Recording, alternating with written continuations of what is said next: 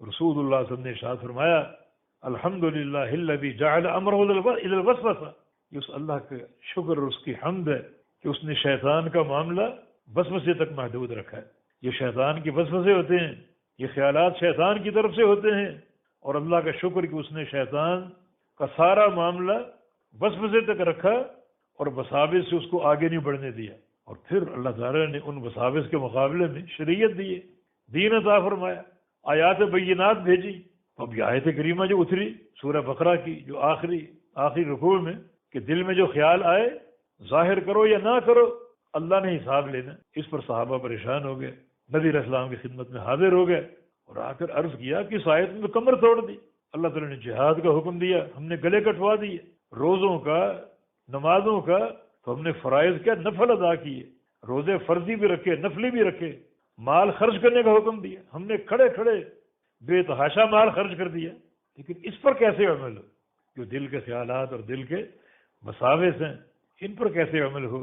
خیالات پر تو کسی انسان کو کنٹرول نہیں۔ اب ہر برے خیال پر اگر حساب ہوگا تو انسان تو مارا گیا،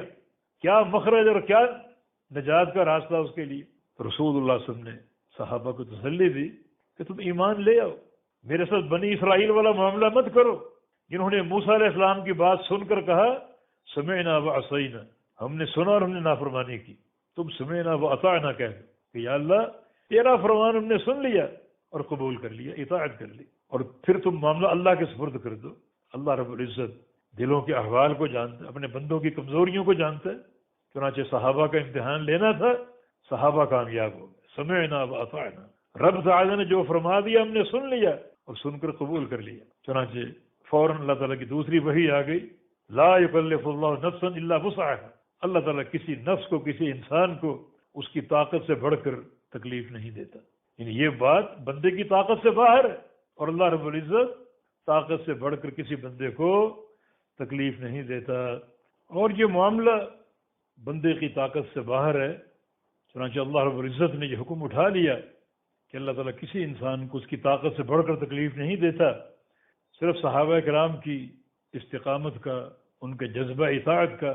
اطاعت گزاری کا اور وفا شعاری کا امتحان لینا تھا، اور صحابہ اس میں 100% کامیاب ہو گئے، اللہ تعالیٰ راضی ہو گیا،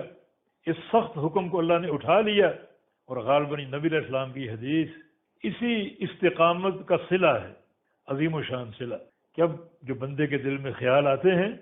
اچھے بھی اور برے بھی، اچھا خیال آ جائے نیکی کا، عمل صالح کرنے کا، اور بندہ وہ نیکی کر نہ سکا، تو اللہ رب العزت اچھے خیال پر، عزم صادق پر، اس عزم مصمم پر اس بندے کے لیے اپنے پاس ایک اجر لکھ لے گا، اور بندے کے لیے وہ نیکی اللہ کے ہاں محفوظ ہو جائے گی۔ اور اگر اچھا خیال، نیکی کا خیال آ گیا اور بندہ وہ عمل کر بھی گیا، تو اللہ رب العزت اس کی طلب، اس کی تڑپ، اس کے اخلاص کی شدت اور اس کی محبت کے مطابق اس کو اس کا اجر دے گا، کم از کم 10 گنا تو ہے ہی ہے،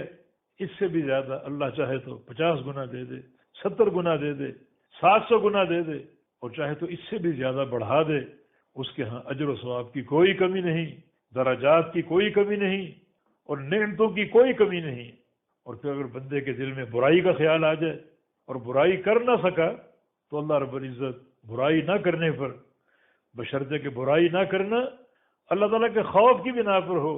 تو اس کو ایک نیکی عطا فرما دے گا، اس خشیت کا اجر دے گا اور ثواب دے گا۔ اور اگر بندہ وہ برائی کر گیا، کر بیٹھا، تو ایک ہی گناہ لکھا جائے گا،